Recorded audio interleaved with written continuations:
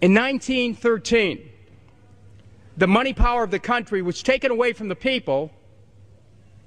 By constitutional privilege, it belongs with the Congress, but it was given up in the Federal Reserve Act.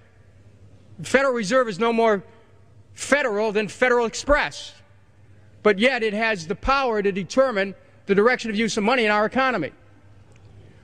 If we could take that power back and put the Federal Reserve under Treasury, we start to be in a position of being able to control monetary policy on behalf of the United States people.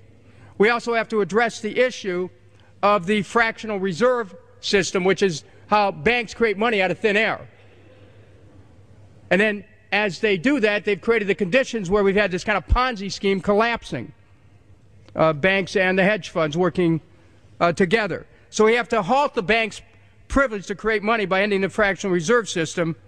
Past monetized credit would be converted into U.S. government money, and banks would act as intermediaries, accepting deposits and loaning them out to borrowers. Fine.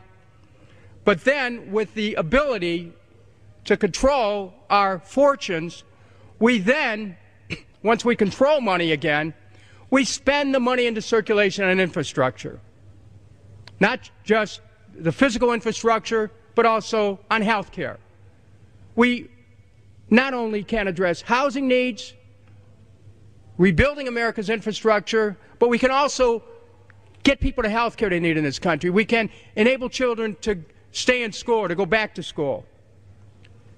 We really have the opportunity to take control of our own destiny again.